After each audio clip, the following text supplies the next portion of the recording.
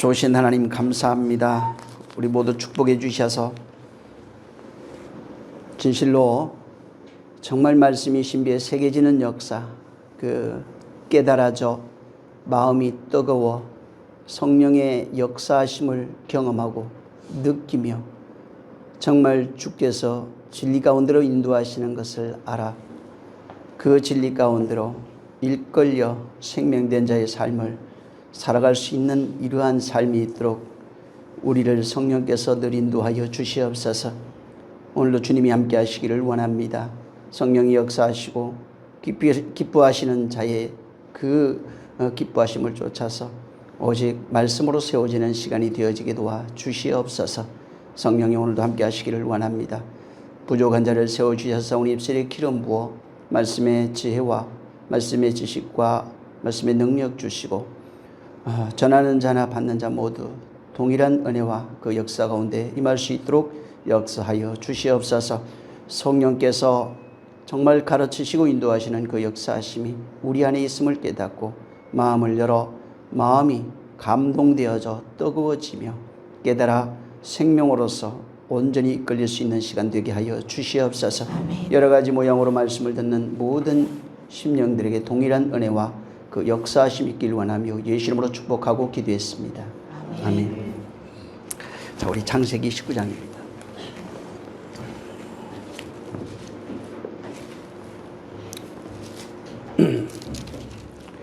(27절에서) 37절을 읽습니다.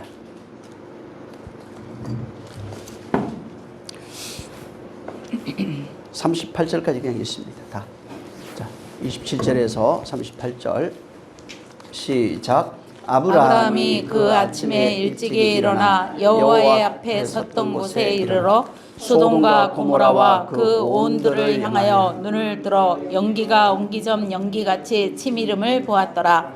하나님이 들의 성들을 멸하실 때 곧 롯에 거하는 성을 엎으실 때에 아브라함을 생각하사 롯을 그 엎으시는 중에서 내어 보내셨더라.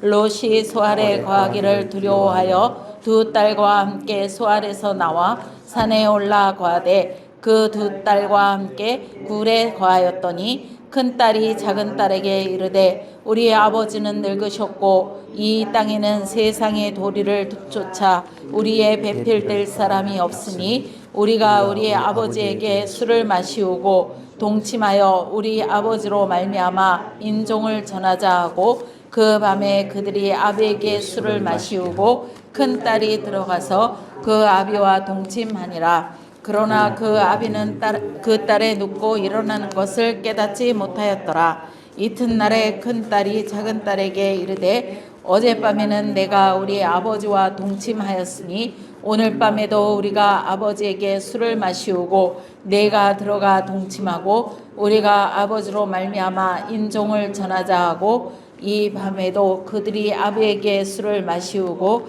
작은 딸이 일어나 아비와 동침하니라. 그러나 아비는 그 딸의 눕고 일어나는 것을 깨닫지 못하였더라. 롯의 두 딸이 아비로 말미암아 잉태하고 큰 딸은 아들을 낳아 이름을 모압이라 하였으니 오늘날 모압 족속의 조상이요 작은 딸도 아들을 낳아 이름을 베남이라 하였으니 오늘날 암몬 족속의 조상이었더라. 아멘. 27절 28절에 보면 아브라함이 그 아침에 일어나 일찍이 일어나 여호와 앞에 섰던 곳에 이르러 소돔과 고모라와 그 온들을 향하여 눈을 들어 연기가 옹기점 연기같이 치미는 것을 보았더라 하는 말씀으로 이제 시작합니다. 그냥 소돔과 고모라가 멸망하는 그런 내용입니다. 자, 롯과 그 두 딸이 소돔에서 나온 이후에 이제 아브라함이 다시 등장합니다. 그리고 아브라함이 어디로 갔나 하면은 여호와 앞에 섰던 곳이에요.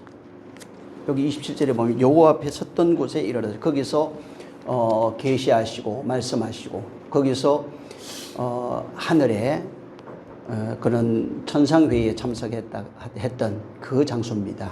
그래서 거기에 섰는데 거기서 보니까 거기 소돔과 고모라를 본 겁니다. 보니까 옹기가마의 연기처럼 솟았더라. 이게 옹기점이 옹기가마입니다. 연기처럼 솟았더라. 그 이제 이렇게 기록을 해놨습니다. 이 옹기가마는 용광로입니다. 이게 이제 그 안에 이게 옹기할 때 이렇게 동그랗게 해서 이제 불을 떼 가지고 하는 그런 건데, 이게 이제 용광로를 의미합니다.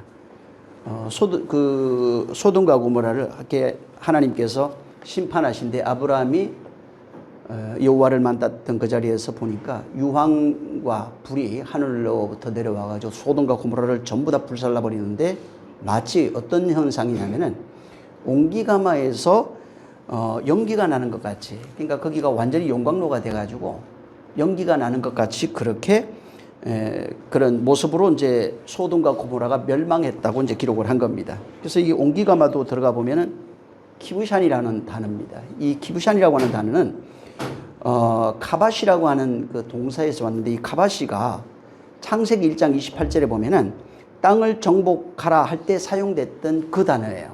그러니까 땅을 정복하라 하는 단어하고 여기 옹기점이라고 하는, 옹기가마로 되어 있어요. 이게 옹기점이라고 하는 단어가 같은 것을 그 유래를 가지고 있어요. 그래서 카바시가 이게 보통 성경에 하나님이 그 하나님의 말씀, 그 진리의 말씀으로 그 땅을 다스릴 때 혹은 정복할 때, 그 땅을 다스리고 정복할 때 사용되는, 그 나라를 다스리는 그런 정복해서 다스리는 하나님의 나라를 설명하는 단어로서 주로 많이 쓰여지는 단어가 이 가바시라고 하는 단어입니다. 그래서 이것을 여기 19장 여기에는 뭐라고 썼냐면 요거를 옹기점이다 이렇게 써놓은 거예요. 그러니까 같은 단어인데 하나는 땅을 정복하라 하는 단어로 썼고, 여기는 옹기점이다 이렇게 하나님께서 거기에 말씀이 임하셔서 완전히 거기를 불살라 버리고 거기를 일어나는 것이 그 옹기점이다 이런 식으로 해놓은 겁니다.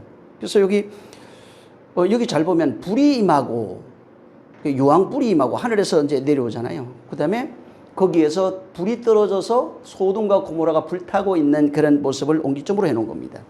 여러분 시내산 있죠? 시내산에 하나님이 임하실 때 거기 보면은 불로 임하시는, 시내산의 불 가운데 강림하실 때 하나님이 불 가운데 강림하셨고 그 다음에 거기에 똑같은 이 옹기점으로 나타나는 현상을 똑같이 표현한 데가 출애굽기 19장 18절에 있습니다.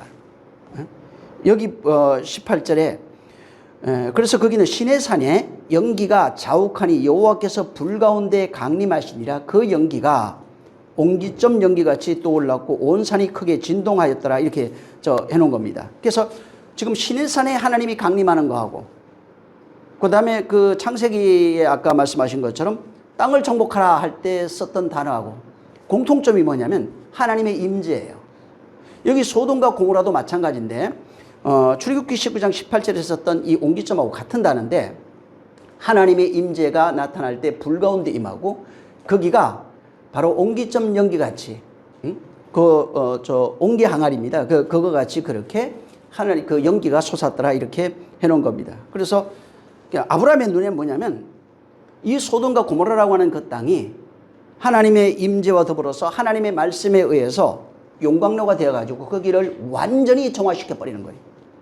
그래서 용광로는 또 이제 들어가 보면 뭐가 있냐면 거기서 금을 재련해가지고 정금같이 나오는 그런 내용도 같이 있어요. 그래서 하나님이 임재가 일어나니까, 말씀의 임재가 일어나니까 거기가 완전히 그냥 다 불로 타버리고 불로 임하시고 말씀이 임하니까 소돔과 고모라가 완전히 불에 타서 옹기점에 바로 용광로에 항아리같이 그렇게 연기가 났다 하는 이 모습을 이제 이 아브라함이 설명해 놓은 겁니다. 다른 말로 얘기하면 아브라함의 눈에는 하나님이 이 소돔과 고모라를 정복하셔가지고 말씀으로 정복하셔서 그 말씀으로 정화시켜 통치하고 다스리는 이런 모습을 여기다가 바로 그려놓은 것입니다. 그래서 이러한 그런 하나님이 임재하시고 또 다스리고 통치하시는 이런 모습을 성경에 언유해서 해놓은 것이 하나님의 연단으로 되어 있습니다. 하나님이 연단하시고 하는 거예요. 그 29절에 보면은 하나님이 들의 성들을 멸하실 때, 곧 롯이 거하는 성읍을 엎으실 때 아브라함을 생각하사 롯이 그 엎으시는 중에서 내어보내셨다 이렇게 되어 있어요. 하나님이 그 지역의 성을 멸하실 때, 그 다음에 거주하는 성을 엎으실 때, 그 다음에 하나님이 아브라함을 생각하사 롯을 거기서 내보냈다 이렇게 얘기를 한 겁니다. 자, 용광로에서 모든 것이 녹아버리는 겁니다. 멸하실 때, 엎으실 때, 전부 다 완전히 녹아버리는 겁니다. 그래서 여기 29절에 하나님이 이것을 용광로에서 모든 것을 녹이시고 거기서 새롭게 정화하는 내용을 29절에는 멸하실 때, 엎으실 때 이렇게 얘기한 겁니다. 그래서 멸하시는 것이 뭐냐면 엎으시는 거예요. 엎으시는 게 바로 멸하시는 겁니다. 그래서 멸하다는 단어가 샤트라고 하는 단어인데 이거는 들어가면 그냥 말 그대로 멸망시키고 파멸시키다 이런 뜻이에요. 근데 엎으시다는 지난번에 얘기했던 하파크라고 하는 단어로 되어 있는데 이거는 뭐냐면 변화시키다 이런 거예요. 뒤집어 엎어서 변화시키다. 그래서 여기 지금 엎으실 때 하는 것은 변화시키다, 변화시키고 뒤집어 엎다 이런 겁니다. 하나님이 소돔과 고모라를 멸하시고 엎으신다는 것은 바로 이렇게 하나님이 거기서 정화시키고 하나님의 임재라고 하는 것이 불로 임하는데 정화시키고 뒤집어 엎어서 변화시키다 하는 그런 의미를 같이 가지고 있는 겁니다. 그리고 거기에서 아브라함을 생각하사 롯을 거기에서 나오게 하셨다 하는 겁니다. 그래서 이 내용 자체가 뭐냐면 하나님이 임재라고 하는 것은 거기를 멸하시면서 옛것을 완전히 멸하시면서 정화시키고 변화시켜서 갈아엎어가지고 완전히 거기서 새롭게 만들어내는 내용입니다. 이것을 모형해서 아브라함을 생각하사 롯을 거기에서 건져내시는 겁니다. 그래서 하나님의 임재는 뭐냐면 심판과 구원이 항상 같이 있어요. 거기에 말씀이 임하는 모든 내용 속에도 심판과 구원이 같이 있는 겁니다. 선지자에게 하나님이 말씀하실 때 그 말씀 속에 징계하시는 말씀이 되었던 정죄하는 말씀이 되었던 상관없어요. 반드시 거기 뭐가 있냐면 그 말씀에는 심판이 있고 구원이 같이 있는 겁니다. 그래서 말씀은 한 가지로만 보게 되면은 거기 하나님의 은혜가 무엇인지를 알 수가 없는 겁니다.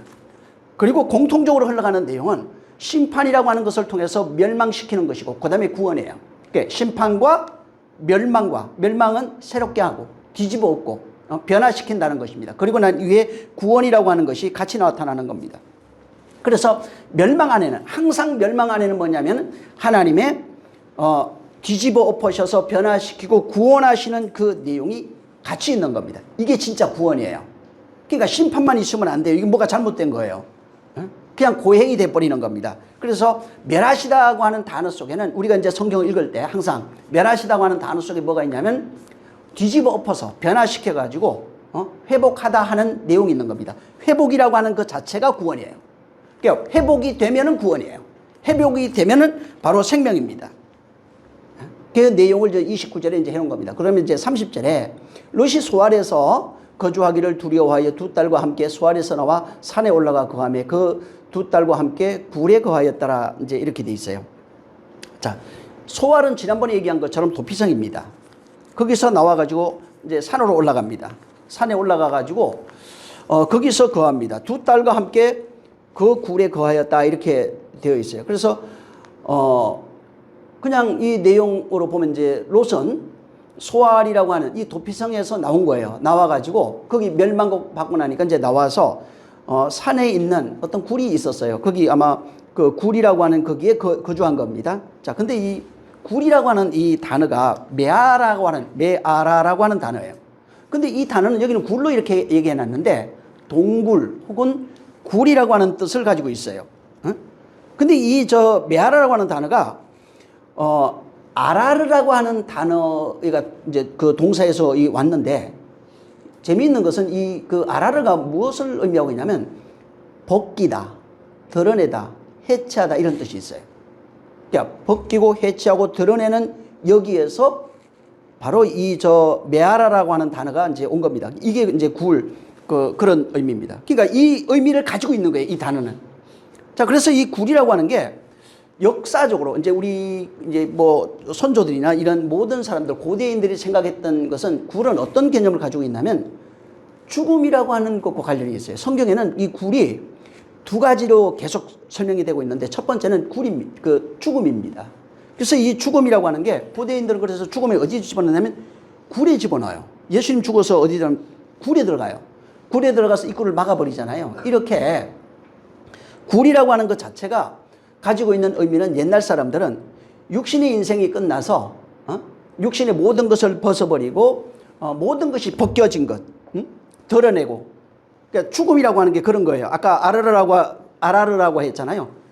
모든 것이 벗겨지고 드러나고 바로 해체된 그런 상태, 이걸 죽음이라고 생각해요. 그래서 죽음에는 어디로 들어가면 전부 다 굴로 들어가는 겁니다. 그래서 죽은 이후에 전부 다 굴로 들어가요. 창세기 23장 19절에도 보면은 왜 그 사례가 죽잖아요. 사례가 죽고 나니까 마물의 상수리 나무 그 옆에다가 막벨라 굴이라고 하는 걸 이제 그 매입을 합니다. 그 땅을 매입해 가지고 거기 굴, 막벨라 굴이라고 그래요. 이 막벨라가 전에도 얘기한 것은 두 배, 뭐 갑절 혹은 이중동 걸 포개다 하는 뜻이 있어요. 이 굴을 산 거예요. 막벨라라고 하는 굴을 사가지고 거기다가 장사 지내는 겁니다. 그리고 이제 이 마므레라고 하는 단어가, 마므레가 이제 막벌레라고 그랬잖아요. 그 마므레는 헤브론이에요. 헤브론이라고 하는, 나중에 이제 헤브론이거든요, 거기가. 그래서 거기가 헤브론인데, 이 헤브론은 연합이라고 하는 그 뜻이 있어요. 혹은 동맹, 친구, 이런 의미를 가지고 있는 게 이제 그 마므레, 헤브론입니다. 자, 그래서 이 그 죽음, 벗겨내서 모든 것이 드러난 상태, 이 죽음을 의미하면서 이제 들어가는 장소가 바로 이 굴입니다. 그래서 굴은 그렇게 죽음, 무덤을 의미합니다. 또 하나는 피난처로 되어 있어요. 성경에 두 가지가 있는데, 하나는 그 무덤으로 이제 이게 설명을 많이 하고 있고, 또 하나는 피난처입니다. 사무엘상 그 22장 1절에 다윗이 이제 사울을 피해가지고 도망간 게 아둘람 굴이에요. 굴이에요. 그래서 아둘람 굴에 도망가고 이제 이렇게 돼 있고, 그 다음에 계시록 6장 15절에도 보면은 각 그 부자들, 강한 자, 각종 자주자가 굴과 산 바위 틈에 숨어 있어요. 그래서 이 굴이라고 하는 그 의미가 적으로부터 나의 생명을 지키고 보존하기 위해서 도망가서 어떤 피하는 장소, 뭐 숨는 장소, 이런 걸로 되어 있는 겁니다. 그래서 굴을 보면은 성경에 아까 얘기한 거 다윗이 그 아둘람 굴에 이제 숨어 있고, 그 다음에 그 선지자들이 있는데, 이세벨을 피해가지고 도망간 그 많은 선지자들이 전부 다 굴에 가 숨어 있어요. 그 다음에 그 엘리야도 굴에 가 숨어 있어요. 그리고 거기서 굴에 숨은 선지자들이 나타날 때, 선지자들이 굴에 숨어 있을 때는 뭐가 하나 또 내려와요. 하나님의 미세한 음성이 거기서 들려요. 그래서 한 군데는 죽음을 상징하면서 해체되고 벗겨진 상태로 들어가 있는 상태를 의미해서 성경에 쫙 이렇게 설명해 놨고, 또 하나는 금방 얘기한 것처럼 적으로부터 피해가지고 숨어서 들어가가지고 적으로부터 피신하는 장소, 숨는 장소로 이렇게 해놓으면서 거기에는 뭐가 있냐면 하나님 보호하심이 있어요. 하나님이 미세한 음성이 들리는 그런 장소로 쓰여지기도 합니다. 그게 이제 열왕기상 19장 8절 이하에 그 보면은 이에 일어나 먹고 마시고 그 음식물을 힘을 의지하여 40주 40야를 가서 하나님의 산 호렙에 이르러 엘리야가 그곳 굴에 들어가 거기서 머물며 여호와의 말씀이 거기에 임하여 이르시되 엘리야야 내가 어찌하여 여기 있느냐. 그러니까 이렇게 굴이라고 하는 장소 자체가 전부 다 죽음을 상징해서 들어가는 그런 벗겨지는 것을 상징하고, 또 하나는 적으로부터 피해서 도망가서 숨는 장소이면서 하나님의 음성이 내려오는, 계시가 내려오는 그런 장소로 사용하기도 하는 겁니다.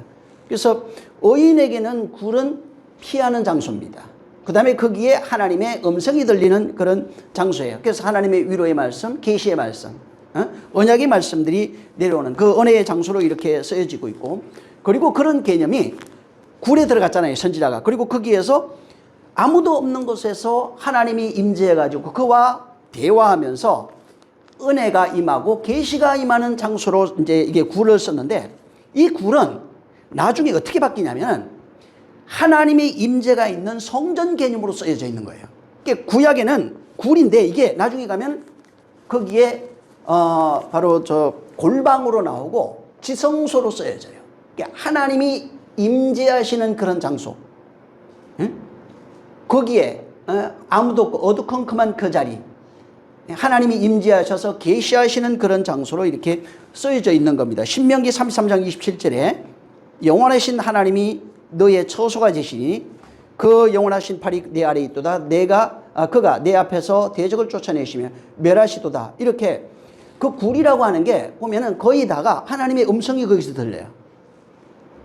골방이라고 하는 것이 하나님의 음성이 들려요. 지성소라고 하는 것이 하나님의 음성이 들리는 겁니다.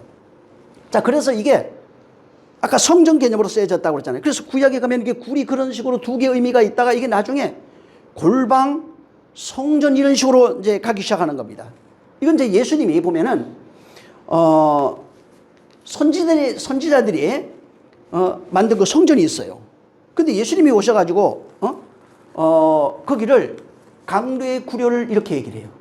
예레미야도 그렇게 돼. 예레미야 7장 11절에도 보면은 내 이름으로 일컬음을 받는 이 집이 너희 집에는 도적의 구렬로 보이느냐. 그러니까 여호와의 집인데 분명히 성전이에요. 굴이에요.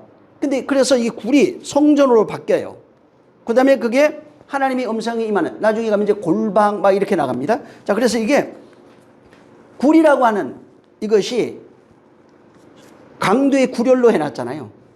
여기서 가리켰던 그 장소가 뭐냐면 하나님의 집이에요. 이게 구렬이 됐다고요. 굴이 됐다고요. 그래서 이게 강도의 구렬로 이제 바뀐 거예요.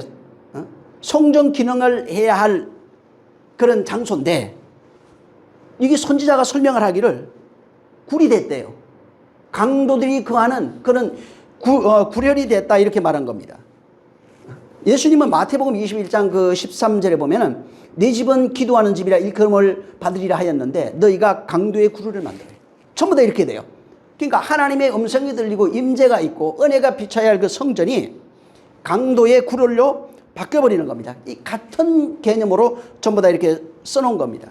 그래서 예수님이 내 집은 만민이 기도하는 집이에요. 진짜 집은 성전이라고 하는 내 집은 하나님이 거하시는 진짜 그 집은 바로 기도하는 집이라고 하는 겁니다.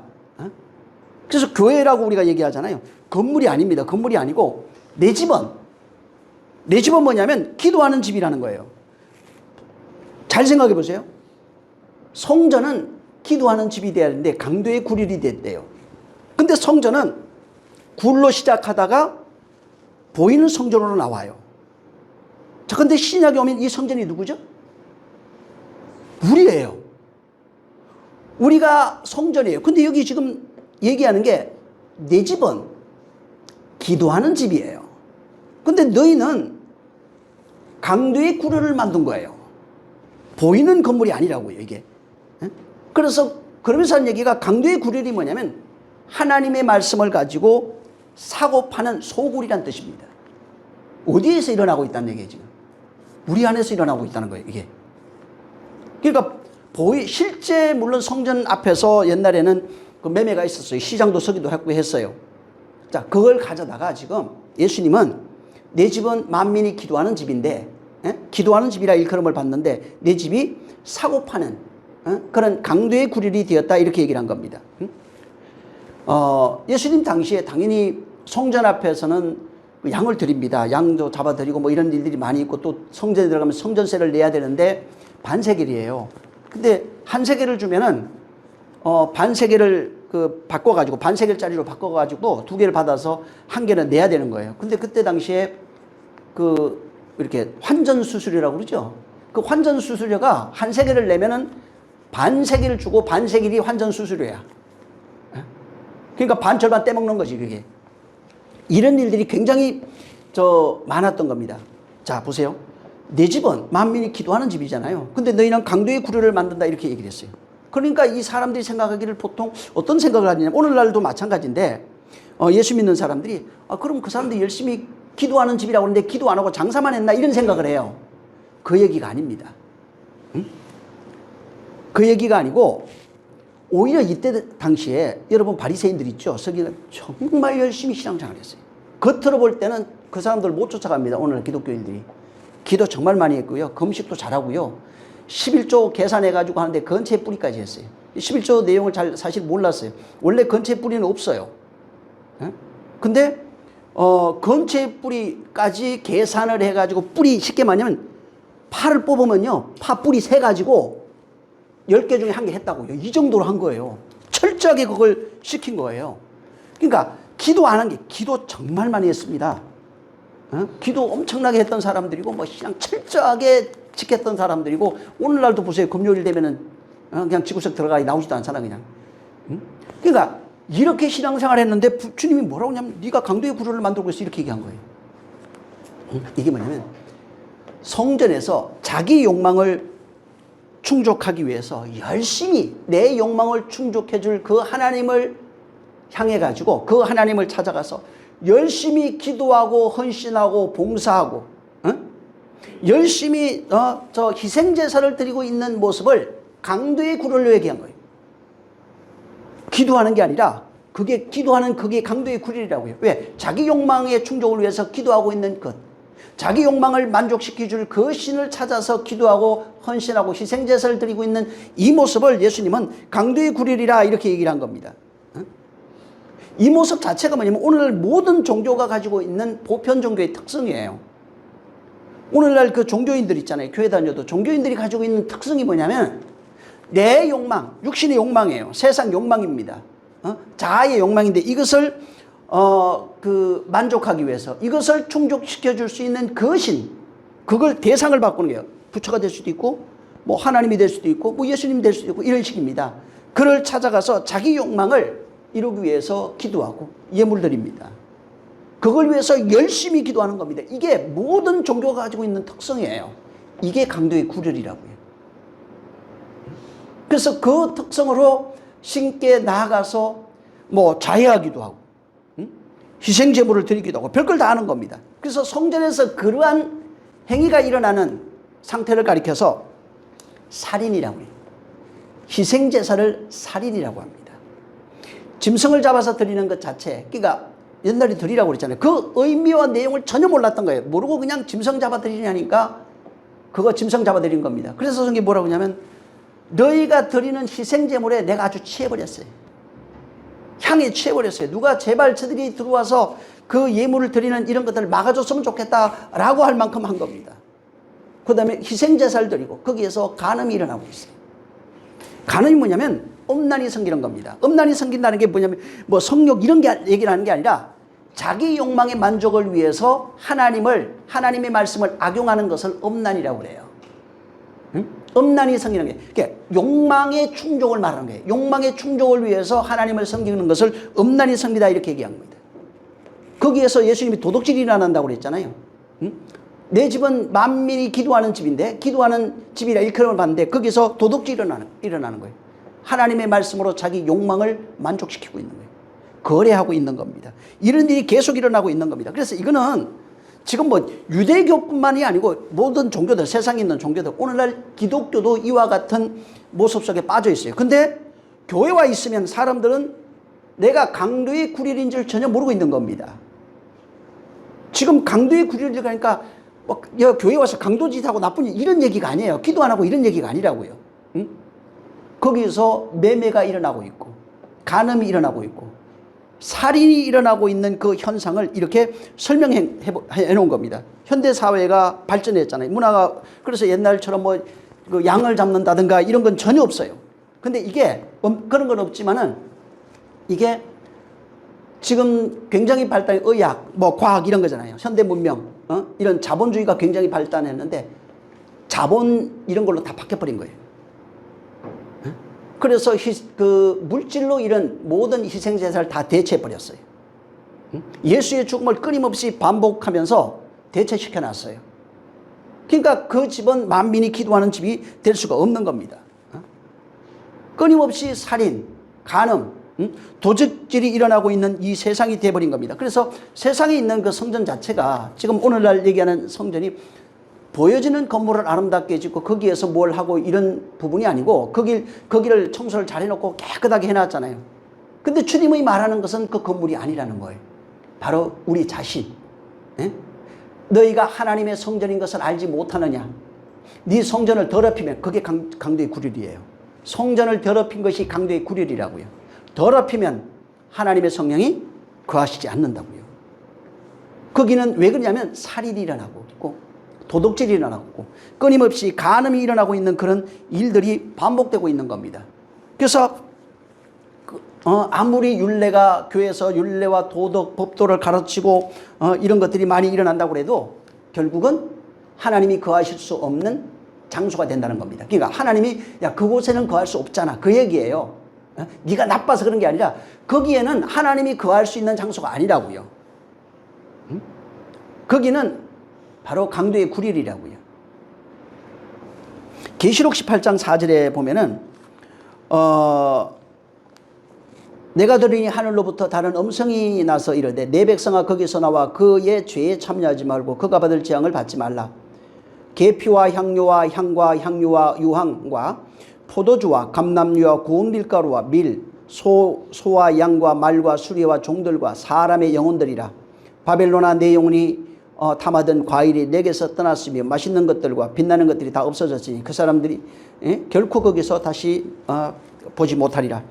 자, 이게 바로 교회에서 일어나고 있는 현상이라고요. 여기 지금 그 계시록 18장 4절부터 4절, 그 다음에 그 13절, 14절 여기 한번 나중에 찾아보시기 바랍니다. 그럼 거기 보면은 바벨론으로 살고 있는 자들의 그 삶이에요. 하나님이 없는 자들의 그 삶을 여기다가 그대로 적어놨어요. 특히 이런 내용들 그 창세기 여러분 보면은 유독 많이 나오는 게 있어요. 창세기가 살인하는 거, 간음이 제일 많이 나와요. 이상하게 거기는 그걸 많이 기록해 놨습니다.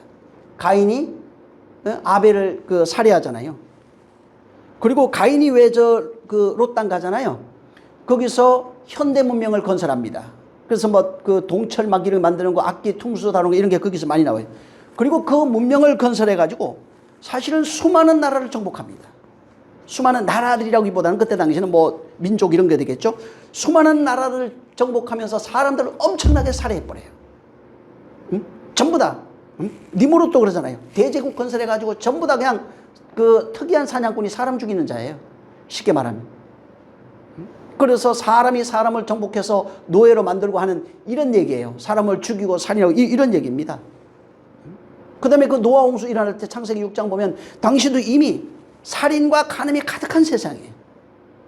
여기도 지금 그 소돔과 고모라 나오잖아요. 살인, 간음 이게 그냥 수두룩해요, 그냥. 이런 내용들이 굉장히 많이 나타나고 있는 겁니다. 자, 이렇게 바로 인간이 가지고 있는 그 특성이 거기 기도하는 집이 되지 못하면, 골방에 지금 찾아오시잖아요. 성전이 되지 못하면 거기는 강도의 구릴이 되는 겁니다. 그래서 강도의 구릴은 특징이 거기에서 살인이 일어나고 간음이 일어나고 도둑질이 일어나고 요게 그대로 적용이 돼가지고 나중에 10계명에 6계명부터 10계명이 나옵니다. 살인하지 마, 간음하지 마 이런 것들이 계속 나와요. 이게 성전의 모습이에요. 그러니까 밖에 어떤 교훈적인 것 이것을 생각하지 말고 하나님의 집이 어떻게 돼야 되는지 그 집은 이것이 파괴되면서 나중에 기도하는 집이 돼요. 그래서 이 모습을 거기에 담고 있는 겁니다. 자, 31절에 큰딸이 작은딸에게 이르되 우리가 아버지의 늙었고 이 땅에는 세상 도리를 쫓아 우리의 배필을 댈 사람이 없다고 얘기합니다. 그래서 아버지를 이제 술을 먹여가지고 첫째 딸이 동침하고 둘째 딸이 동침하는 그 내용이 이제 33절까지 되어 있는 겁니다. 자, 여기 분명히 동침하는 이유를 설명해 놨어요. 31절에 동침하는 이유가 아버지는 늙었고 우리의 배필이 없대요. 아버지는 늙었고 우리의 배필이 될 사람이 이제는 없어요. 그래서 이것 때문에 지금 롯의 두 딸이 아버지와 건친합니다. 그래서 이때 이 건친으로 태어난 자손을 보면 여기 37절 38절에 암몬과 모압 자손이라 이렇게 이제 기록을 해 놓은 겁니다. 그래서 이때 태어났던 암몬과 모압 자손이 성경 구약성경에 계속 올라갑니다. 신약까지도 이게 이제 기록이 되고 있는데, 그래서 우리가 보통 어떻게 생각하냐면, 두 딸이 건친해가지고 자식을 낳았어. 그래가지고 자식을 낳았는데 그 자식이 모압과 암몬인 거예요. 그리고 모압과 암몬은 성경 전체에 이게 이제 하나님이 저주받은 민족 이런 걸로 써요. 근데 나중에 보면 출애굽기 지금 사사기 보잖아요. 거기에 하나님이 그를 멸하지 말라고 그랬어요. 이미 하나님이 선언해 놓은 거예요. 근데 어찌됐든 이 모압과 암몬이 이때 이제 태어나는 겁니다. 족속이. 태어나가지고 도덕적으로, 우리가 성경 볼 때 그렇게 보잖아요. 도덕적으로 불결하고, 도덕적으로 저주받은 자손이라고 생각합니다. 근데 그렇게 생각하면 안 돼요. 우리가 그냥 표면적으로 보여지는 건 맞아요. 그게 뭐 아니란 얘기가 아니에요. 실제 있었던 이야기를 여기 써놓은 거니까. 만약에 지금 여러분이 이 사건을 보고 그렇게 생각한다면 창세기 38장에 누가 나오냐면 다말이 나와요. 다말도 욕먹어야 돼요. 다말도 비판받아야 돼요. 근데 성경에 다말은 어떻게 나오냐면 의로운 여인으로 나와요. 의로운 여인이 다말이에요. 그래서 창세기 그 38장 26절에 유다가 저 시아버지 씨를 받은 게 다말이거든요. 근데 유다가 뭐라고 하냐면, 그것을, 그 내용을 알고 난 이후에 그러면 뭐라고 하냐면, 그는 나보다 옳도다 이렇게 얘기해요. 근데 이 다말이 그 짓을 했는데, 지금 여기 똑같은 그 롯의 딸과 똑같은 짓을 했거든요. 똑같은 짓을 했는데, 마태복음 1장에 여자 5명 중에 1명으로 들어가요. 여기 자손들 중에 또 이따 설명하겠지만 여자 하나가 또 나와요. 성경에 거기에 또 나와요. 자, 여기 지금 두 딸이 그 아버지에게 이제 술을 먹였어요. 술을 먹이고 난 이후에 그 이제 그 아버지의 그 씨를 받은 겁니다. 그래서 태어난 게 이제 아까 얘기한 것처럼 모압과 암몬 자손이에요. 근데 술을 먹어서 정신이 하나도 없는 상태가 여기도 있고요. 또 있어요. 술 먹어가지고 뻗은 사람이 또 있어요. 그렇죠. 노아입니다. 여기도 지금 술은 포도주입니다. 이거 지금 롯도 포도주 먹은 거예요. 그 다음에 이제 노아도 포도주를 먹은 겁니다. 자, 근데 이 두 사람이 좀 달라요. 뭐가? 그 노아를 보면 노아는 어떻게 나오냐면 노아는 홍수 이후에 포도농사를 지었다고 얘기합니다. 그래서 포도농사를 짓고 그것을 수확해가지고 그것으로 술을 만들었다고 그래요. 그래서 포도주를 만들어서 그 술을 먹었다고 해놓은 겁니다. 그래서 술을 먹고 어떻게 되냐면 하체가 다 벗어졌어요. 뭐 당시에 뭐 팬티 있는 것도 아니고 그냥 옷을 통으로 짠 거 그렇게 입고 있어서 뭐 자고 나니까 그래서 그 하체가 드러났는데 아들 하나가 그걸 보고 아버지 흉 봤어요. 아버지 흉을 보고 그 이제 형제한테 가서 이제 얘기를 하니까 형제들이 가서 뒷걸음 쳐가지고 하체를 덮었다고 이제 얘기하는 겁니다. 거기 저 창세기 9장 20절에 보면은 20절, 21절, 23절 뭐 23절까지 이제 포도나무를 심었고 그것을 그 포도주를 마시고 취해서 장막안에서 벌거벗었고 그다음에 가나안이 아버지 함이 그 아비의 하체를 벗고 밖으로 나가서 두 형제에게 알리니까 셈과 야벳이 옷을 가져다가 뒷걸음 쳐서 저기 덮었다고 그래요. 그리고 이제 그는 두 사람은 하체를 보지 못했고 노아가 어떻게 되냐면 술이 깨서 그의 작은 아들이 자기에게 한 일을 알았다 이렇게 해놨어요.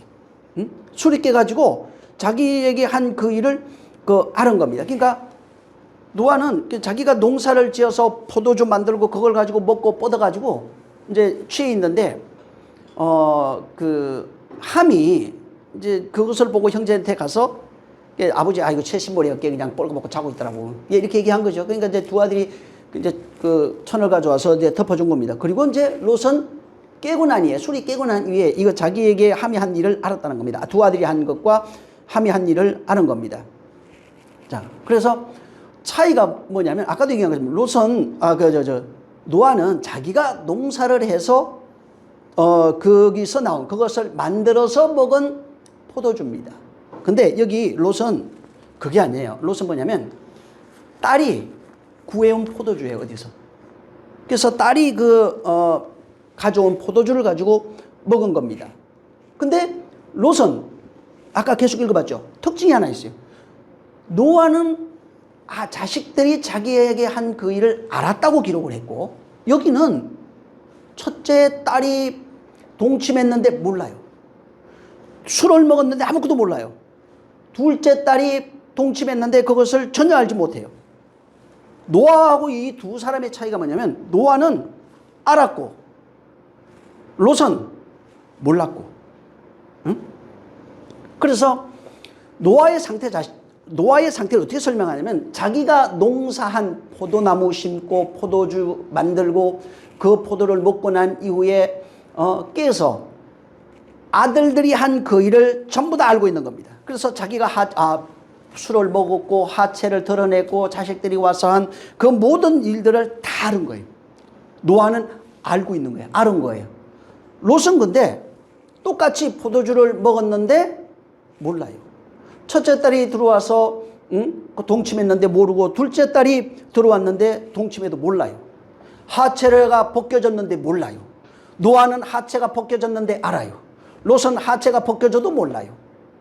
자식들이 한 일을 노아는 알았는데 이 롯은 이것을 전혀 깨닫지 못하고 있는 겁니다. 이게 뭘 얘기하냐면은 롯은 안식이 뭔지 전혀 모르고 있어요. 하나님의 그 말씀이 뭔지 전혀 모르고 있어요. 하나님의 임재, 그러니까 벗겨지고 그 다음에 입혀지고 하는 모든 그 내용들을 심겨지는 게 뭔지, 얻어지는 게 뭔지, 벗겨지는 게 뭔지, 그 다음에 아들들이 한 그 일이 뭔지를 노아는 알았다는 거예요. 무슨 얘기냐면 이게 노아는 진리를 아는 상태를 이렇게 모형으로 해놓은 겁니다. 롯은 진리를 전혀 모르고 있는 것을 모형으로 한 겁니다. 그러니까 안식이 없는 상태를 롯은 몰랐고 모른 거예요. 술 먹었는데 하체가 벗겨지는 거 전혀 모르는 거예요. 안 벗겨진 거예요. 딸들과 동침한 것을 자식들이 한 것을 전혀 모르는 거예요. 자신의 모습을 전혀 모르고 있는 거예요. 노아는 다른 말로 얘기하면 자신의 모습을 그대로 전부 다 알고 있는 겁니다. 그래서 이 두 개를 볼 때 노아는 빛 가운데 있는 거예요. 알고 있는 거예요. 드러난 거예요. 근데 이 롯은 자신의 상태를 전혀 어둠 안에 있다는 것을 전혀 모르고 있는 겁니다. 그래서 노아와 이 같은 술을 먹고 같이 벗겨지고 했는데도 자식이 한 일이 있는데도 한 사람은 알고 있고 한 사람은 모르고 있는 모습으로 성경이 그려놓은 겁니다. 그래서 이 모습을 바로 알고 있는 자, 드러났다 이렇게 나오잖아요. 벗겨지다, 드러났다. 이게 하체가 벗겨지고 뭐 드러나고 이런 것들이 벗겨진 상태가 되면 빛의 자녀로 나와요. 그래서 벗겨지면 입혀요. 이런 거예요. 그래서 빛의 자녀가 모든 것이 하나님 앞에 드러난 상태를 빛의 자녀라고 하고 하나님 앞에 드러나지 아니한 상태를 어둠의 자녀 이런 식으로 해놓은 겁니다. 그래서 빛의 자녀는 하나님 앞에 드러나서 모든 것을 알고 있는 상태입니다. 어둠의 자녀는 그걸 모르고 있는 겁니다. 잘못 이해하면 빛의 자녀는 깨끗한 상태, 깨끗하고 거룩하다 이렇게 생각하는데 아니에요. 그게 어둠의 자녀는 더럽고 추하고 이렇게 생각하는데 그게 아닙니다. 빛의 자녀와 어둠의 자녀의 차이가 뭐냐면 빛의 자녀는 아는 거예요. 자기의 상태를 알고 있는 겁니다. 어둠의 자녀는 자기의 상태를 모르는 거예요. 무슨 얘기냐면 이게 어둠의 자녀는 내가 어둠인 줄 몰라요. 지금 세상에 있는 자 어둠의 자녀 이렇게 표현해놨잖아요. 뭐를 모르는 거예요? 내가 어둠인 줄을 모르는 거예요. 사망 아래에 있는 걸 모르는 거예요. 저주 아래에 있는 걸 모르는 거예요. 빛의 자녀는 뭐예요? 내가 사망 아래에 있는 걸 아는 거예요. 어둠 아래에 있는 걸 아는 거예요. 하체 벗고 있는 걸 아는 겁니다. 아니까 어떻게 얘기하는 거예요? 살려달라고. 그때 하나님의 임재가 은혜라고요. 우리가 할 수 있는 게 아니라 빛의 자녀는 나의 상태를 알고 있는 겁니다. 그래서 이것은 어떤 깨끗하고 뭐 거룩하고 그렇지 못하고 이런 걸 말하는 것이 전혀 아닙니다. 이게 뭔 얘기를 하냐면은 우리의 상태가 훌륭해서 빛의 자녀라고 하는 것이 아니라 우리의 존재 자체를, 나의 존재 자체를 깨닫고 있는 상태가 빛이라고요. 왜 이게 중요하냐면은 바로 내가 어둠인 것을 깨달으면 빛이라 그러는 이유가 하나님이 거기에 임재하셔가지고 그를 벗겨버려요. 아예 폭로해버려요. 하나님이 임재한 상태, 임재해서 벗기고 폭로하고 드러내고 하는 이 일을 빛이라고 그래요. 그걸 은혜라고 그러는 거예요. 그러니까 그분이 임재가 없으면 어떻게 되냐면 여전히 어둠에 사는 겁니다. 문제는 뭐냐면 내가 어둠인 줄 모르면 뭘 구하지 않냐면 은혜를 구하지 않아요. 어둠인 줄 모르면 기도하지 않는다고요. 하나님의 은혜, 그러니까 은혜가 없는 거예요. 우리 빛의 자녀는 그래서 내가 어둠인 줄 알고 은혜 구하니까 하나님의 임재가 있어서 바로 불로 태워버리는 겁니다. 변화시켜버리는 거예요. 이걸 가리켜서 그러한 은혜까지, 은혜 받은 상태, 은혜가 임재해 있는 상태를 빛의 자녀라 이렇게 말하는 겁니다. 그래서 이 빛의 자녀, 그러니까 내가 뭐 훌륭하고 이게 아니에요. 어둠인 줄 알았어요. 벗겨진 걸 알았다고요. 그래서 알고 나니까 아담은 어디 있느냐? 두려워 숨었습니다. 내가 벌거벗은 걸 알아야 돼요. 그래야 어떻게 되면 하나님이 가죽옷 입혀준다고요. 근데 벌거벗은 걸 모르면 어떻게 되겠어요? 여전히 어둠인 거예요. 기도하지 않겠죠. 하나님의 임재가 없겠죠. 그걸 어둠이라고 그러는 거예요. 그래서 어둠은 나의 존재적 상태를 깨닫지 못하는 상태, 어둠인 줄, 사망인 줄 모르는 상태가 어둠이에요.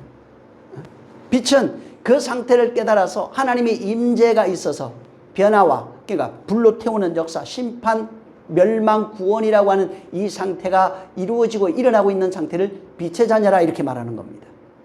그래서 이걸 여기 해놓은 겁니다. 그리고 이제 두 딸이 보면 이제 자식을 얻습니다. 저 씨를 받아서 자식을 얻는데 여기 좀 다말도 자식을 얻어요. 다말도 보면은 자식을 얻고 여기 지금 롯의 두 딸도 자식을 얻어요. 근데 여기 지금 자식을 얻는데 두 사람의 차이가 있어요. 뭐가 다르냐면 씨를 주는 신랑, 자칼이라고 그러는데 씨를 주는 신랑이 달라요. 다말은 뭐냐면 다말은 진리의 씨를 상징해요. 그래서 이게 마태복음에 기록이 돼요. 대상이, 씨를 주는 대상이 진리예요. 참 신랑이에요. 근데 두 딸은 참 신랑이 아니에요. 비진리예요, 이거는. 진짜 신랑이 아니고 이건 가짜 신랑이에요. 그래서 비진리의 씨를 받는 거예요. 그래서 요걸 가져다가 바울이 설명하는 데가 한 군데가 있어요. 여러분 그 바울이 갈라디아에서 바로 그 내용을 설명하는 겁니다. 약속의 자녀와 바로 약속의 자녀가 아닌 율법의 자녀, 약속의 자녀, 율법의 자녀를 가져다가 설명해 놨어요. 거기다가 약속의 자녀를 줄 수 있는 자는 참 신랑, 진리의 씨를 얘기를 하고, 약속의 자녀가 아니면 비진리의 신랑이에요. 이 거짓이라고요. 이거 참 신랑이 아니라는 겁니다. 그래서 여기 지금 36절 본문에 롯의 두 딸이 아비로 말미암아 잉태했다고 나와요. 그리고 큰 딸은 모압 자손을 낳고, 둘째 딸은 보니까 바로 암몬 자손, 그 이름을 베냐민이라 이렇게 얘기했어요. 작은 딸의 아들이 베냐민인데 그 베냐민 이름을 줬고, 모압은 큰 딸은 모압이라고 이거 지은 겁니다. 자, 근데 여기 뭐 모압이라는 뜻이 뭐냐면 그냥 이름 그대로예요. 아버지로부터 아들을 얻었다. 그러니까 모압은 아버지로부터 아들을 얻었다. 암몬은 뭐냐면 내 백성의 아들이다 이런 뜻입니다. 둘 다 지금 그 아버지로부터 아들을 얻었거든요. 그래서 요 뜻대로 보면은 이게 아버지가 가짜예요. 성경에서 말하는 아버지는 하나님으로 상징되어 있어요. 진리의 아버지 이렇게 나옵니다. 근데 진리의 아버지로부터 건네주는 씨가 진짜 씨예요. 근데 여기는 가짜예요, 이게. 그래서 예수님이 죽잖아요. 아버지로부터 가져온 그 씨를 우리에게 건네줘요. 그래서 내가 아버지께로 간다고 돼 있는데 그 원문에 깨로가 없다고 그랬잖아요. 아버지로 간다 이렇게 돼 있어요. 그래서 이게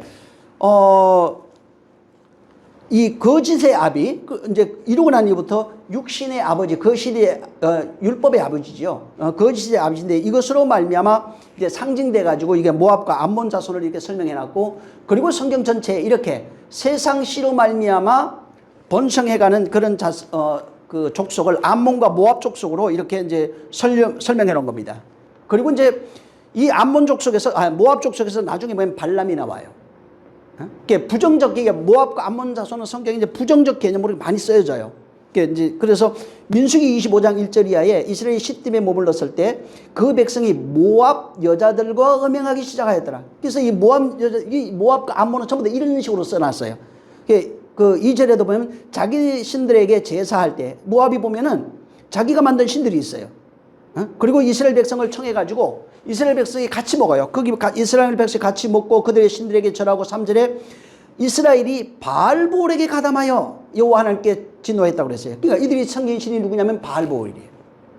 그러니까 이런 식으로 굉장히 부정적으로 되어 있어요. 그래서 모압과 암몬 자손은 우상 숭배, 하나님을 떠난 그런 저주받은 백성, 하나님이 없이 우상 숭배하고 있는 그런 대표적 종족으로 등장시켜가지고 이스라엘을 타락시키고 유혹하고 하는 그런 모형으로 해놓은 겁니다. 미가서 6장 5절에도 내 백성아 너는 모압 왕 발락이라고 나와요. 발락이 꾀한 것과 같이 부올의 아들 발람이 그에 대답한 것을 기억하라. 예? 여기서 발람이 여기서 또 나와요. 그 다음에 베드로후서 2장 15절에도 바른 길을 떠나 미혹되어 부올의 아들 발람의 길을 따르는도다. 그러니까 전부 다 이게 모압과 암몬 자손들, 여자가 됐든 남자가 됐든 거기 있는 것들이 이게 부정적으로 써놨어요.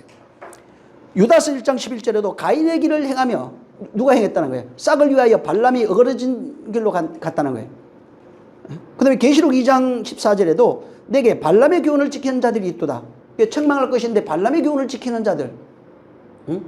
이 발람은 아까도 얘기한 것처럼 거짓 아버지예요. 세상치라고요. 참 아버지가 아니고 그 거짓 아버지로 말미암아 유전되어져서 바로 사람들을 지배하고 있는 상태. 그래서 거기에는 저주, 사망 이렇게 결국은 뭐냐면 율법 아래 있는 존재들이에요. 율법의 아버지를 그렇게 여러 가지 모양으로 표현해 놓은 겁니다. 그래서 여기 성경 전체 모압, 암몬 자손 하면 우상 숭배하는 자들, 하나님이 없는 자들, 간음하는 자들, 이런 걸로 해놓은 겁니다. 그리고 이제 항상 이 모압과 암몬이 나오면 어떻게 되어 있냐면 이스라엘을 대적하는 존재입니다. 이스라엘을 대적하고 미혹하고, 이 세상에서 실제 하나님의 자녀들을 대적하는 존재. 세상에 있는 것들이 아니에요. 납니다. 옛사람이에요, 다. 옛사람이고 율법이에요.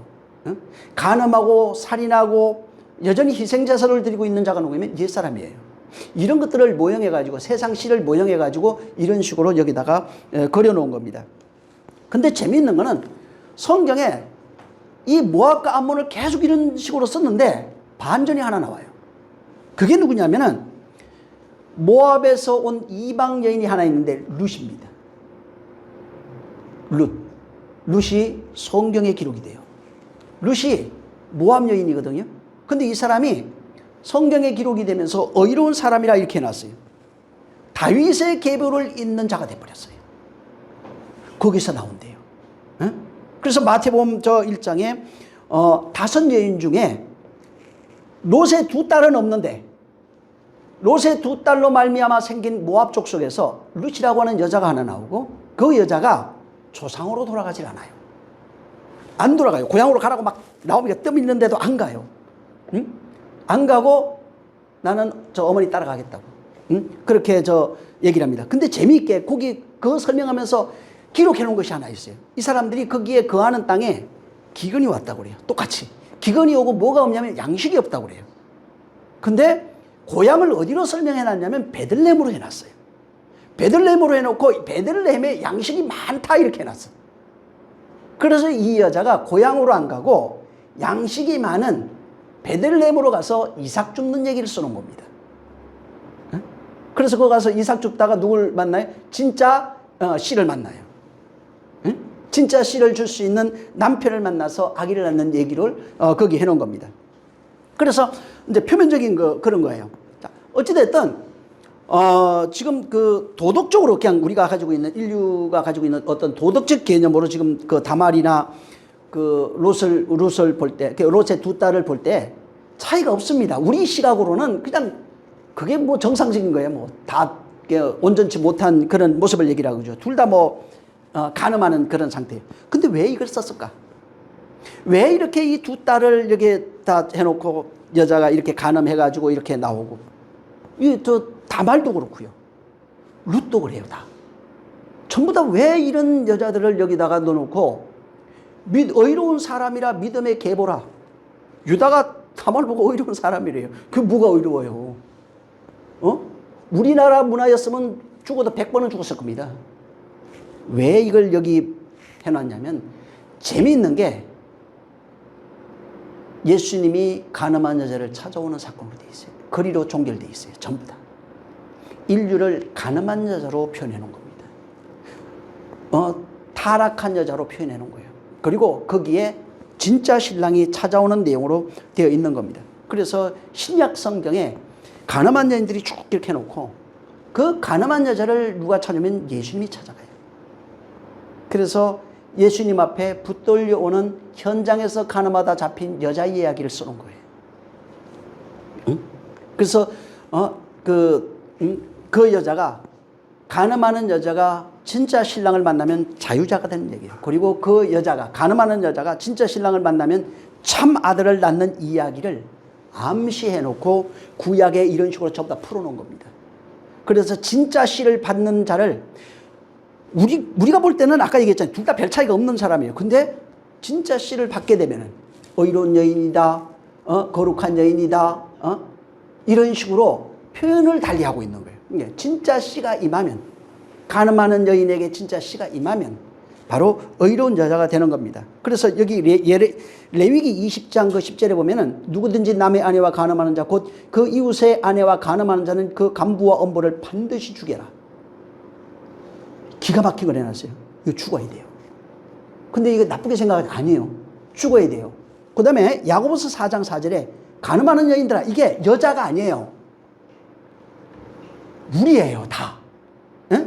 이 세상 진짜 씨가 없어서 가늠하면서 세상의 아버지의 씨를 받아 살아가고 있는 우리를 상징해 놓은 거예요. 전부 다. 에?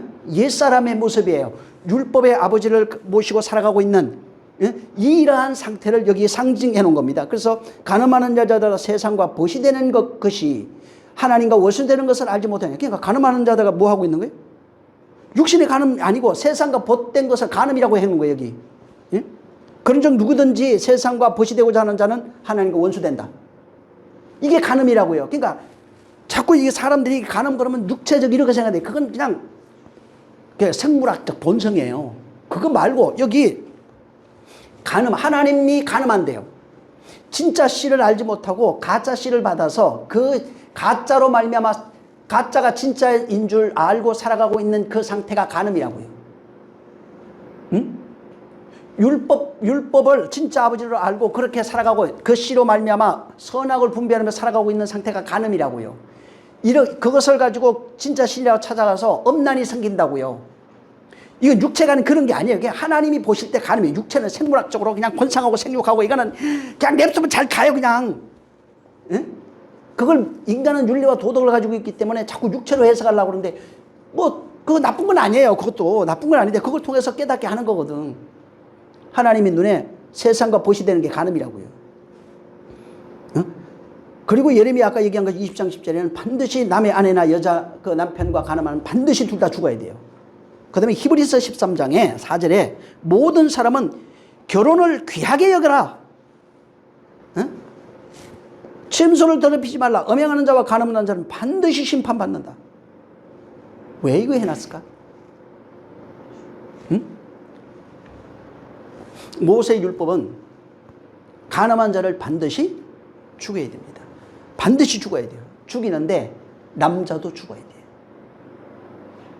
남자도 죽이다. 신약 성경에 와서 사람들을 보고 갑자기 남자 여자 다 있는 데서 간음하는 자들아 이렇게 얘기를 해요. 모든 사람이 지금 간음하고 있대요. 계시록에는 교회를 향해서 간음하는 자들아 이렇게 얘기해요. 이건 여자 남자 그런 문제가 아니에요. 간음하는 자들아 이렇게 얘기합니다. 이 땅에 지금 진짜 신랑을 알지 못하고 여기는 그 롯의 두 딸로 상징되어 있는데 이렇게 세상 하나님의 씨가 아니라 진리의 씨가 아니라 진짜 신랑의 씨가 아니라 내가 생각하는 그 아버지의 씨를 받아서 살아가고 있는 상태를 이 지금 이 두 딸로 표현해놓고 그들로 말미암아 살아가고 있는 자들이 태어난 자 모압과 암몬 자손이에요. 이들이 살아가는 형태를 설명을 해놨는데 모압과 암몬 자손이 살아가고 있는 형태가 우리예요. 세상 신을 섬기며 자기가 만든 그 신들을 섬기고 엄난히 섬기고 바로 바알볼과 전부 다 이런 거예요. 그러니까 모압과 암몬이 살아가는 모습이 그쪽 옛날에 있었어요. 있는데 그 모습을 이렇게 자세하게 설명해 놓은 이유가 우리가 모압과 암몬이라고요. 옛사람의 모습이 모압과 암몬이라고요. 응? 우리가 살아가고 있는 그 율법 아래 선악을 판단하며 살아가고 있는 모습이 바로 모압과 암몬이라는 겁니다. 자, 근데 우리가 그렇게 살고 있는데 아까 얘기했죠. 예수님이 누구를 찾아왔다고요? 가늠한 여자를 찾아온 거예요. 엄난한 여자를 찾아온 거예요. 이 모습, 예수님이 가늠하는 여자를 찾아와서 결혼하는 얘기를 어떻게 결혼할 건지, 어떻게 사랑할 건지에 대한 내용을 호세아서에 자세하게 했어요. 그래서 호세아가 이놈의 여자가 데려오기만 하면 또 도망가 버리네.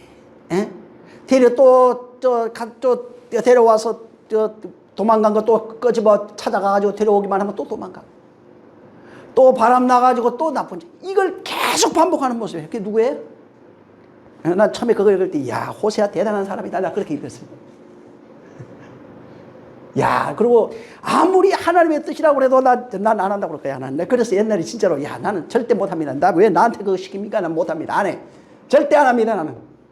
자식 나요, 그러면서. 내용을 몰랐으니까, 그때는. 호세아가 모욕을 해놓은 거예요.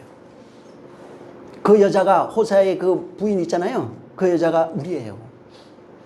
가늠하고 있는 우리의 현실을 그렇게 거기 쫙 해놓고, 호세아는 선지자이신 예수를 상징해요.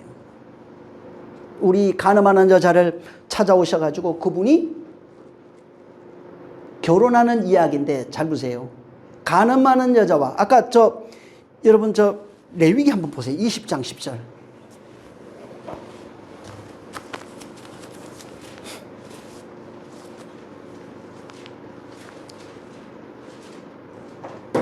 (20장 10절) 레위기 20장 10절 시작. 누구든지 남의 아내와 간음하는 자 곧 그 이웃의 아내와 간음하는 자는 그 간부와 음부를 반드시 죽일지니라. 자, 성경에 아까도 얘기했죠. 우리는 간음하는 자예요. 간음하는 자들아, 성전에서 그래요. 간음하는 자들아 어떻게 하라고요? 반드시 죽어라. 그 간음하는 자 간부와 음부는 반드시 죽어라 이렇게 얘기했어요. 모형을 해놓은 거예요. 실제 죽이기도 했어요. 육체는 모형이에요. 이게 뭐냐면, 자, 우리 인류가 간음하는 자잖아요. 자, 보세요. 예수님은 깨끗한 분이에요. 거룩한 분인데 그분이 우리와 간음하는 여자를 찾아와서 하나 되면 어떻게 되는 거예요? 간부예요. 그래서 예수님이 간음한 자로 오신 거예요. 간음하는 남편으로 오신 게 그분이에요. 음란한 여자를 찾아오셔서 스스로 음란한 자가 되는 게 간부예요. 예수님을 얘기하는 거예요. 그분이 간부가 안 되면은 우리는 살 수가 없어요. 음란한 여자를 찾아오셔서 우리를 찾아오셔서 그분이 간부가 돼가지고 어떻게 하겠다고요? 내가 너로 죽겠다고. 간부가 안 되면은 절대로 못 죽어요. 그래서 예수님이 음란하게 오신 거예요. 간음하는 자로 오신 거예요. 이 내용을 여기다가 집어넣는 겁니다. 그래서 예수님은 하나님 보실 때 간음하는 자예요. 그래서 함께 죽는 거예요. 이게 은혜예요. 말로 그냥 은혜입니다. 그거 소용없어요. 은혜가 뭔지 알아야 돼요. 은혜가 뭔지를 모르면은 은혜를 얘기를 해도 은혜가 자기하고는 상관없는 얘기예요. 그래서 언제 은혜가 임하게 되는지, 은혜가 임한 이후에 어떻게 거기에 구원이 펼쳐내지고 있는지, 구원의 내용으로 되어 있는 것이 무엇인지. 그래서 성령이 오시면 어떻게 된대요? 깨달아진대요. 생각난대요. 성령의 음성을 듣는 건 뭐예요? 생각난대요. 자꾸 성령의 음성 뭘 자꾸 보려고 그러잖아요. 무당이에요, 그러면. 뭐 어쩌고 저쩌고 너 집 어쩌고 이러면 무당이에요, 그거는. 그건 아니에요. 성령이 오시면 어떻게 되냐면 내 말이 생각난대요. 생각난대요. 이게 성령의 음성을 듣는 거예요. 들었는데 어떻게 된대요? 깨달아진대요. 깨달아져야 돼요, 성경이. 그분이 가르쳐 준대요. 가르쳐 줘가지고 깨달아진대요. 그리고 그렇게 되면 어떻게 되냐면은 하나로 걸어간대요. 진리 가운데로. 이게 듣는 거예요. 그래서 생각나서 마음이 뜨겁게 깨달아져가지고 그 내용과 하나 돼가지고 어떻게 간다고요? 진리로 걸어간대요, 보니까. 이게 들리는 거예요. 뭔가 신비하게 해가지고, 뭔가 보고 막, 뭐가 봤는데 뭐가 있더라, 뭐라고 그랬더라. 이게 아니라고요. 물론, 나중에 장성한 자가 되면은, 여러분 예수 안 믿는 자들도 사실은 별거 많이 볼 수 있어요.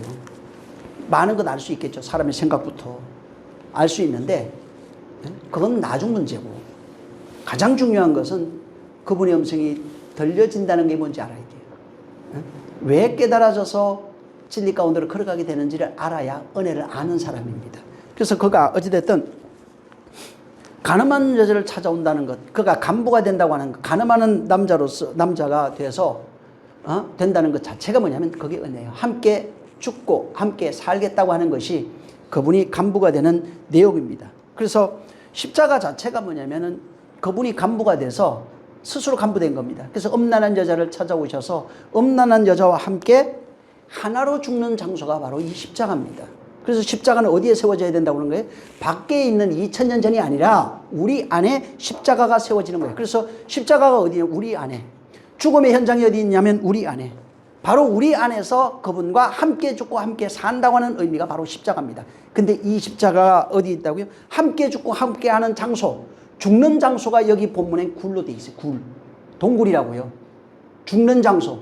다시 사는 장소. 하나님의 은혜가 임하는 장소가 어디라고요? 그 굴. 다시 사는 장소가 어디라고요? 굴. 그래서 나사로야 나와라 그러는 거예요. 굴에 가서. 죽음의 장소이면서 그 죽음의 장소 누가 온다고요? 하나님의 임재.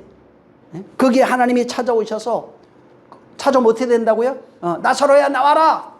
굴에서 부활하는 거예요. 거기 우리 안이에요. 그래서 우리 안에 성령을 보내서 우리가 거기에서 예수 하나로 죽으면은 우리 안에 그가 오셔서 나를 그 굴에서 살려내시는 거예요. 이걸 부활이라고 그러는 겁니다. 그래서 반드시 함께 죽고 함께 부활하는 장소가 2000년 초기 아니고 여기 굴이에요. 성전이라고요. 여기 마음 성전, 마음의 굴. 죽음이 있는 사망이 있는 여기. 그래서 여기 오셔서 그분이 함께 죽고 함께 부활한다고 하는 이 개념을 지금 여러분이 읽었던 이 19장 여기다가 이걸 27절 이하부터 끝절까지 이걸 집어넣는 겁니다. 그래서 가늠한 여자를 여기다 집어넣어요. 우리예요. 그와 하나로 오셔서 함께 죽고 함께 부활하겠다고 하는 가늠하는 여자를 찾아오셔서 그를 어떻게 하든 용광로에 집어넣어가지고 변화시키겠다고요. 하나님의 임재를 통해서 불로 임하는 그 임재를 통해서 함께 죽는 거예요. 거기서 죽음과 부활이 있다는 거예요. 그가 우리 안에 오셔서 음부로 살고 있는 우리, 두 딸의 모습 모압과 암몬이 우리라고요. 그렇게 살고 있는 우리를 정결케 하셔서 거듭나게 하신 이후에 내 아들이라 이렇게 얘기하겠더라고요. 그래서 성경에 아들 얘기하고 있잖아요. 그게 제일 먼저 나오는 데가 마태복음에 예수님이 침례받고 올라오는데 저는 내 사랑하는 아들이 내 기뻐하는 자 이렇게 돼 있어요. 거기에 어떻게 설명해 놨냐면은 마리아에게 성령이 임하시고 거룩한 이 말씀이 너를 듣고 나실자는 하나님의 아들이에요. 그리고 그가 하나님의 아들로 언제 보정이 되냐면 침례받고 물 위에 올라올 때예요. 죽음과 부활을 통해서 침례 들어갈 때 옛사람의 존재, 다윗의 후손이라고 하는 존재가 죽어요. 물에서 올라올 때 하나님의 아들로 나오는 거예요. 그 부활이에요. 그래서 성령이 임하는 그때부터 하나님의 아들이라 일컬음을 받는 거예요. 오늘날 이 모습은요, 우리에게 그대로 100% 동일하게 적용되고 있어요. 성령 받아서 성령으로 부활로 나오는 자가 아들이에요. 이는 이제부터 공생애를 사는 겁니다. 그래서 예수님의 공생애 3년 반이 있고 우리의 공생애가 다니엘로 얘기하면 한 일회로 있는 거예요. 예수 그리스도의 그 계시록으로 얘기하면 후 3년 반으로 있는 거예요. 이러한 역사가 우리 가운데 정말 끊임없이 반복되시기를 예수님으로 축원합니다. 그래서 그분이 그냥 이 성경 보면서 우리가 가는 이거 욕할 필요 없어요. 여기 나오는 모든 것이 납니다. 민족이 됐든 족속이 됐든 뭐 개인이 됐든 전혀 상관없어요. 사사나 선지자는 예수 그리스도의 사역을 얘기하고 있어요. 그래서 남 볼 것도 없고 하나님이 우리를 어떻게 찾아오시고 어떻게 사랑하시고 어떻게 구원해내시니 어떻게 거룩하게 만들어서 나를 아들이라 이렇게 칭하시는지를 여기다가 설명을 해놓은 겁니다. 정말 오늘날 기독교인들 그러잖아요. 회개하고 하니까 하나님 나 용서해, 난 거룩하고 깨끗한 자야. 아직 좀 더 자라야 돼요. 물론 결과적으로는 맞는 얘기지만은 내가 교회 와서 열심히 하니까 아름다운 모양을 갖춰서 그런 게 아닙니다. 우리를 날마다 새롭게 하소서예요. 그렇게 가고 있는 과정 속에 있는 겁니다. 그래서 구원이라고 하는 약속을 받았지만 성령이 오셔서 어떻게 한다고요? 말씀을 들으니까 마음이 뜨거워져서 나를 깨내. 자꾸 깨달아져서 그 진리의 말씀으로 이끌러간 그 끝은 구원이에요. 영광이에요. 아들이에요. 근데 가다가 성령을, 그래서 예수님이 그래요. 성령 제한하지 마. 무시하지 마. 거역하지 마. 대적하지 마. 회방하지 마. 왜? 그분이 일하면은 일하지 않잖아요. 바뀔 수가 없는 거예요. 하나님의 아들로 나올 수가 없는 거예요. 그래서 늘 그냥 매 순간이잖아요. 매 순간 뭐 잠을 자든 뭐 꿈속에, 여러분 꿈속에 보여지는 것들 그냥 우리 일상 같은 거예요. 의미가 있는 것도 있고 그렇지 못한 것도 있고 의미를 부여할 수 있는 것도 있고 그렇지 못한 것도 있고 그런 거예요. 그렇게 자라가는 겁니다. 다만 그분과의 엄난한 나를 찾아오신 그분의 역사, 끊임없이 나를 진리로 만들어 가시는, 생명으로 만들어 가신 그분의 역사가 끊어지면 안 되는 거예요. 있다는 것은 어마어마한 겁니다. 세상에 목사 부러워할 것도 없고 장로 부러워할 거 하나도 없습니다. 하나님이 나를 사랑하시는 그 내용을 알고 있습니다. 그렇게 만들어가고 있다면 여러분은 하나님의 아들들이에요. 이 시간 같이 기도할 때 정말 주께서 내게 진리의 생명, 우리는 진짜 생명을 가졌어요. 이제 모압 여인, 암몬 그 여인 찾아오셔서 진짜 생명을 주니까 루시라고 하는 그 여자가 이 믿음의 족보 계보 속에 들어가 버렸어요. 우리가 그 여자의 루시 되는 겁니다. 모압과 암몬이었던 우리가 루시 돼서 진짜 씨를 받아가지고 그리스도 안에 속한 바로 42대로서 그리스도의 세계가 우리 안에 펼쳐져 있는 거예요. 밖이 아닙니다. 우리 안에 이 역사가 끊어지지 않도록 하나님 내 속에 진리의 그 역사가 끊어지지 않게 해달라고 우리 한번 기도합니다. 좋으신 하나님 감사합니다. 우리 영혼이 하나님 앞에 온전한 자 되길 원하고 정말 엄난할 수밖에 없는 존재, 또 엄난한 자로 태어날 수밖에 없는 우리였지만은 하나님께서 우리를 찾아오셔서 그리스도 우리를 찾아오셔서 우리에게 은혜 베풀어 주셨사오니 이제부터 엄난한 여인이 아니라 정결한 처녀로서 바울이 말한 것처럼 중매하는 자로서 혹은 중매된 자로서 또한 신랑을 맞이하는 처녀로서 주님 앞에 정결한 처녀로 있어 하나님 앞에 정말 거룩한 자, 신령한 자, 온전한 자로 세워져 갈 수 있도록 역사해 주시옵소서. 성령께서 함께 하시기를 원합니다. 이 말씀을 듣는 모든 자가 성령의 인도하심을 받아 참 신랑이신 예수 그리스도와 하나 되어 살아가는 거룩한 삶이 되어지게 도와 주시옵소서. 함께 하시기를 원하며 예수 이름으로 축복하고 기도했습니다. 아멘. 하늘에 계신 우리 아버지여, 이름이 거룩히 여김을 받으시오며 나라에 임하옵시며 뜻이 하늘에서 이룬 것 같이 땅에서도 이루어지리이다.